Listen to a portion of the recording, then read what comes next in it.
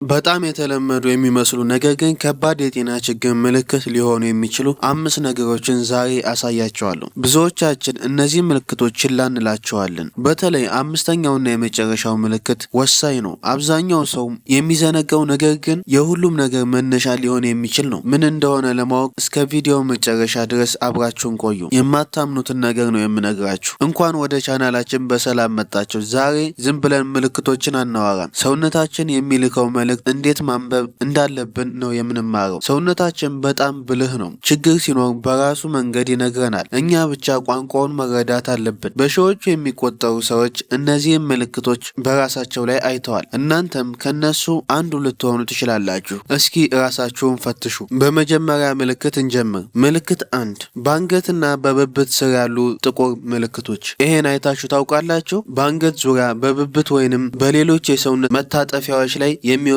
ወፈር ያለና ጥቁር ምልክት ብዙ ሰው የቆሻሻ ምልክት ይመስለዋል፣ ነገር ግን አይደለም። ይህ አካንቶሲስ ኒግሪካንስ ይባላል። አካንቶሲስ ኒግሪካንስ በቀላል አማርኛ ሲብራራ አካንቶሲስ ኒግሪካንስ በራሱ በሽታ ሳይሆን የሌላ የጤና ችግር ምልክት ሊሆን የሚችል የቆዳ ሁኔታ ነው። ዋና ምልክቶቹ አንደኛ የቆዳ ቀለም መቀየር፣ ቆዳ ወደ ጥቁር ወይንም ቡናማነት ይቀየራል። ሁለተኛ የቆዳ መወፈር፣ የሚገኝበት ቦታ አብዛኛውን ጊዜ በሰውነት እጥፋቶች ላይ ይገኛል። ለምሳሌ በአንገት ጀርባ፣ በብብት ስር በብዛት ይገኛል። ይህ ምልክት ሰውነታችን ከልክ በላይ ኢንሱሊን እያመረተ መሆኑን ከሚጠቁሙ የመጀመሪያ ማስጠንቀቂያዎች አንዱ ነው። ኢንሱሊን በሰውነታችን ውስጥ የሚመረት ሆርሞን ሲሆን ዋና ስራው ስኳር ወይንም ግሉኮስ ከደም ወደ ሌሎች የሰውነት ክፍል እንዲገባ በማድረግ ለሰውነታችን ኃይል መስጠት ነው። የሰውነታችን ሴሎች ለኢንሱሊን በሚገባ ምላሽ መስጠት ሲያቅታቸው ወይንም ሲቀንሱ የኢንሱሊን መቋቋም ይፈጠራል። ይህ ማለት ስኳር ወደ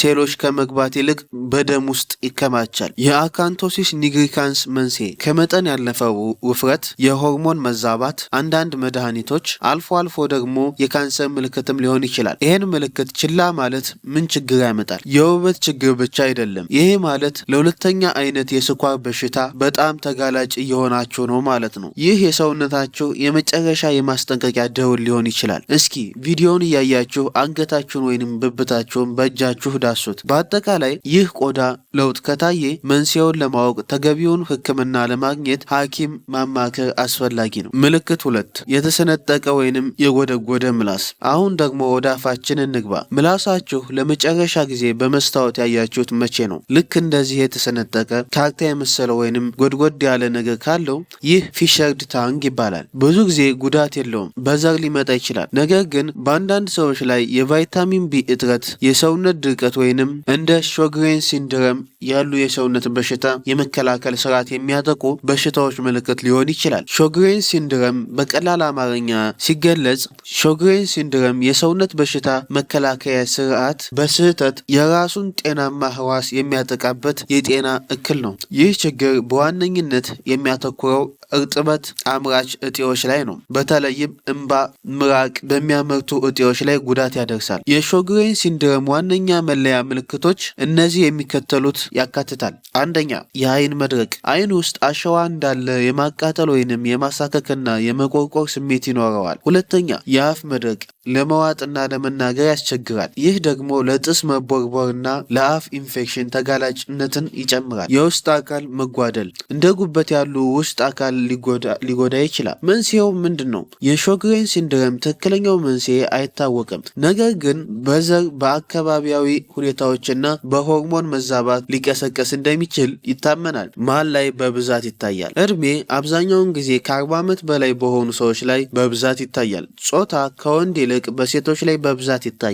በሬሾ ስንገልጸው 10 ሴቶች ላይ ከታየ ወንድ ላይ ደግሞ 1 ይታያል ማለት ነው። ሾግሬን ሲንድረም ከሰው ወደ ሰው ይለያያል። አንዳንዶች መጠነኛ ምልክቶች ሲያዩ፣ ሌሎች ደግሞ የዕለት ተዕለት ኑሯቸውን በእጅጉ የሚጎዳ ከባድ ምልክቶች ሊኖራቸው ይችላል። ምልክቶች ከታዩ ወደ ሕክምና ባለሙያ በመሄድ ትክክለኛውን ምርመራና ሕክምና ማግኘት አስፈላጊ ነው። ምላሳችሁ ጣዕም መቅመሻና መናገሪያ ብቻ አይደለም። ሰውነታችሁ ውስጥ ያለን ወሳኝ የንጥረ ምግብ እጥረት እየጠቆማችሁም ሊሆን ይችላል። ቆይ ወደ ሶስተኛው ከመሄዳችን በፊት አንድ ጥያቄ ልጠይቃችሁ። ዛሬ በቂ ውሃ ጠጥታችኋል? አሁን ካልጠጣችሁ ካላችሁ ሄዳችሁ አንድ ብርጭቆ ውሃ ጠጡ። የሰውነት ድርቀት ከነዚህ ምልክቶች ከብዙዎች ጋር ይያያዛል። ውሃ ደግሞ መፍትሄው ነው። ምልክት 3 ያልተለመደ የጥፍር ቅርጽና ቀለም። የማንኪያ ቅርጽ ያለው ጥፍር ስፑን ኔልስ በአብዛኛውን የብረት እጥረት ምልክት ነው። ጫፉ የወፈረ ጥፍር ደግሞ ከባድ የሳምባ ወይንም የልብ ችግር ምልክት ሊሆን ስለሚችል በፍጹም ችላ ሊባል አይገባም።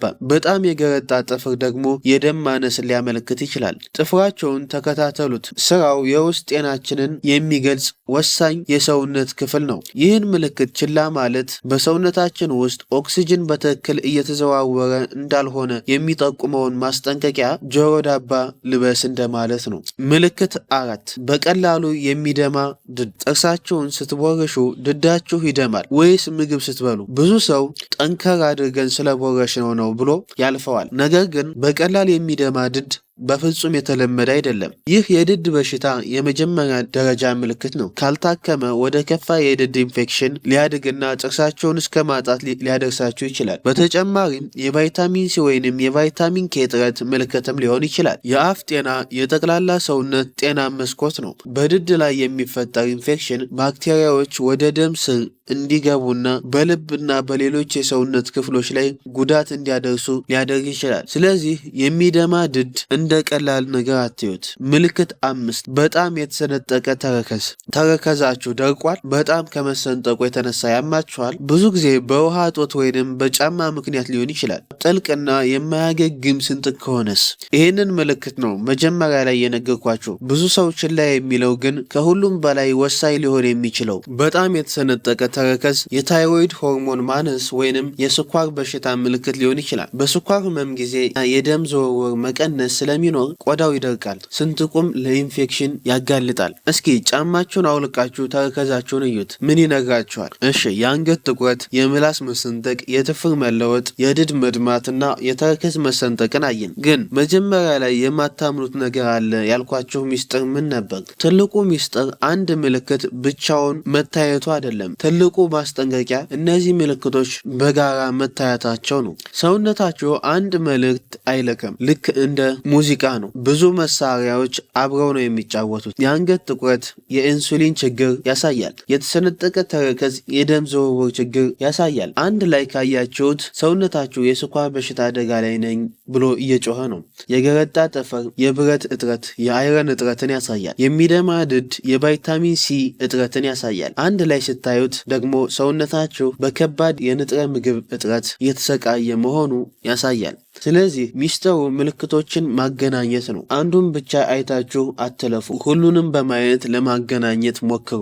አሁን ምልክቶችን አውቃችኋል። ቀጥሎስ እነዚህን ችግር ከስራቸው ለመፍታት ምን ማድረግ አለብን? በሚቀጥለው ቪዲዮ የእነዚህን ምልክቶችና ዋና መንስኤ ለማስተካከል የሚረዱ 3 ቀላል ነገር ግን ህይወት ቀያሪ የሆኑ የአኗኗር ዘይቤ ለውጦችን አሳያቸዋለሁ። ስለዚህ እንዳያመልጣችሁ ሰብስክራይብ ማድረግ አትርሱ።